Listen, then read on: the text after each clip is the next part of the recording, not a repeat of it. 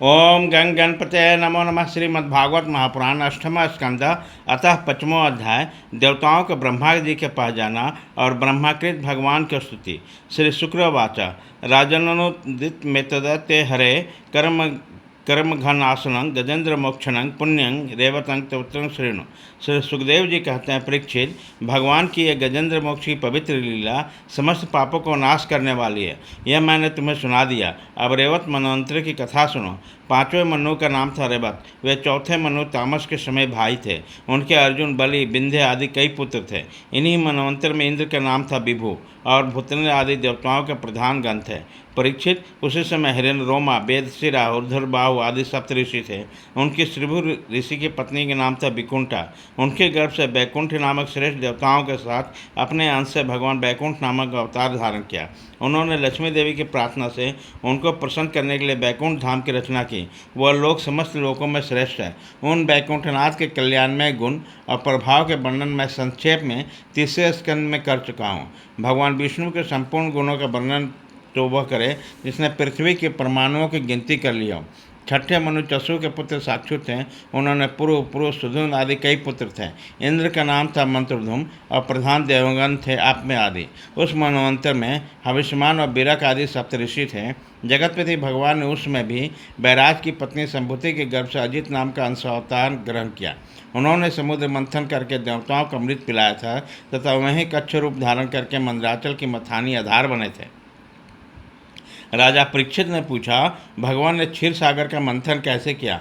उन्होंने कच्छप रूप धारण करके किस कारण और किस अधूर उद्देश्य से मंदराचल को अपनी पीठ पर धारण किया? देवताओं को उसमें अमृत कैसे मिला? और भी कौन कौन सी वस्तुएं समुद्र से निकली? भगवान की लीला बड़ी ही अद्भुत है। आप कृपा करके अवश्य सुनाइए। आप भक्तवत्सल भगवान की महिमा का जो जो वर्णन करते हैं तो मेरा हृदय उसकी और भी सुनने के लिए उत्सुक होता जा रहा है। अगाने का तो नाम लेता है नहीं, क्यों न बहुत दिन से संसार की ज्वालाओं से जलता जो रहा है। सूर्य जी ने कहा, सौनक आदि ऋषियों, भगवान सुखदेव जी राजा परीक्षित के इस प्रश्न का अभिनंदन करते हुए भगवान के समुद्र मंत्र लीला का वर्णन आरंभ किया। श्री सुखदेव जी कहते हैं, परीक्षित, जिस समय की बात है उसी समय असुर ने अपने तीखे शस्त्रों से देवताओं को पराजित किया। उस युद्ध में बहुतों के तो प्राणों पर ही बनाई, वो रणभूमि में गिरकर फिर उठ न सके। दुर्वासा के साप से वो तीनों लोग का स्वयं इंद्र आदि भी श्रीहीन हो गए थे। यहाँ तक कि यज्ञ आदि धर्म कर्मों का लोप हो गया। यह सब दुर्दशा देखकर इंद्र, बुरु और देवताओं ने आपस में बहुत कुछ सोचा विचारा, परंतु अपने विचारों से तो किसी निश्चय पर नहीं पहुँच सके। तब वो सब के सब सुमेरु के शिखर पर ब्रह्मा जी की सभा में गए और उन लोगों ने बड़ी नम्रता से ब्रह्मा जी की सेवा में अपनी परिस्थिति का विस्तृत विवरण उपस्थित किया। ब्रह्मा जी ने स्वयं देखा कि इंद्र, वायु आदि देवता श्रीहीन और शक्तिहीन हो गए। लोगों की परिस्थिति बड़ी विकट एवं संकटग्रस्त हो गई है और असुर सबके विपरीत फल फूल रहे हैं। स्वयं ब्रह्मा जी ने अपना मन एकाग्र करके परम पुरुष भगवान का स्मरण किया। फिर थोड़ी देर रुककर प्रफुल्लित मुख से देवताओं को संबोधित करते हुए कहा, देवताओं, मैं शंकर जी से तुम लोग को असुर, देवता, मनुष्य, पशु पक्षी, वृक्ष, वेदन आदि समस्त प्राणी जिनके विराट रूप के अत्यंत स्वल्पित अंश से रचे गए हैं, इसलिए उन अविनाशी प्रभु का शरण ग्रहण करें। यद्यपि उनकी दृष्टि में न कोई वध का पात्र है न रक्षा के लिए, उनके लिए न तो कोई उपेक्षणीय है न कोई आदर का पात्र है, फिर भी सृष्टि, स्थिति या प्रलय के लिए समय समय पर वो रजोगुण, सत्वगुण और तमोगुण का स्वीकार किया करते हैं।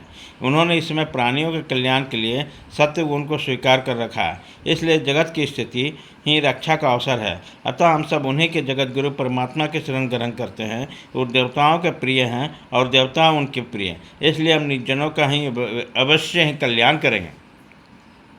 श्री सुखदेव जी कहते हैं, परीक्षित, देवताओं ने यह कहकर ब्रह्मा जी ने देवताओं को साथ लेकर भगवान अजित के निज धाम वैकुंठ में गए। वह धाम तमोमयी प्रकृति से परे है। इन लोगों ने भगवान के स्वरूप और धाम के संबंध में पहले से बहुत कुछ सुन रखा था, परंतु वहाँ जाने पर उन लोगों को कुछ दिखाई नहीं पड़ा। इसलिए ब्रह्मा जी एकाग्र मन से वेदवाणी के द्वारा भगवान की स्तुति करने लगे। भगवान, आप निर्विकार, सत्य, अनंत, आदि पुरुष, सबके हृदय में अंतर्जामी रूप से विराजमान अखंड आत्मरूप हैं। मन जहाँ जहाँ जाता है वहाँ वहाँ पहले से विद्यमान रहते हैं। वाणी आपका निरूपण नहीं कर सकती। आप समस्त देवताओं का आराधनीय और स्वयं प्रकाश है। हम सब आपके चरणों में नमस्कार करते हैं। आप प्राण, मन, बुद्धि और अहंकार के ज्ञाता हैं। इंद्रियां और उनके विषय दोनों ही आपके द्वारा प्रकाशित होते हैं। अज्ञान आपका स्पर्श नहीं कर सकता। प्रकृति के विकार मरने जीने वाले शरीर से भी आप रहित हैं। जीव के दोनों पक्ष अविद्या और विद्या आप में बिल्कुल नहीं है। आप अविनाशी और सुख स्वरूप हैं। सतयुग त्रेता और द्वापर में तो आप प्रकट रूप से विराजमान रहते हैं। हम सबकी आपकी शरण ग्रहण करते हैं। यह शरीर जीवों का एक मनोमय चक्र रथ का पहिया है। 10 इंद्रिया और 5 प्राण, ये 15 इसके अरे हैं। सत्य, रज और तम, ये 3 गुण इसकी नाभि हैं। पृथ्वी, जल, तेज, वायु, आकाश, मन, बुद्धि और अहंकार, ये 8 इसके नेमी पहिए का घेरा है। स्वयं माया इनके संचालन करती है और ये बिजली से भी अधिक शीघ्रगामी है। ये चक्र के धुरे हैं स्वयं परमात्मा, वे ही एकमात्र सत्य है। हम उनकी शरण में हैं जो एकमात्र ज्ञान स्वरूप प्रकृति से परे एवं अदृश्य हैं। वो समस्त वस्तुओं के मूल में स्थित अव्यक्त है और देश काल अथवा वस्तु जिनका पार नहीं पाया जा सकता, वही प्रभु उस जीव के हृदय में अंतर्जामी रूप में विराजमान रहते हैं।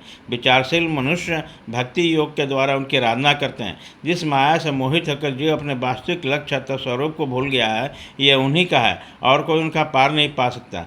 परंतु सर्वशक्तिमान प्रभु अपनी उस माया तथा उसके गुणों को बस में रखकर समस्त प्राणियों के हृदय में समभाव से विचरण करते हैं। जीव अपने पुरुषार्थ से नहीं, उनकी कृपा से ही प्राप्त कर सकते हैं। हम उनके चरणों में नमस्कार करते हैं। भाग 1 खत्म।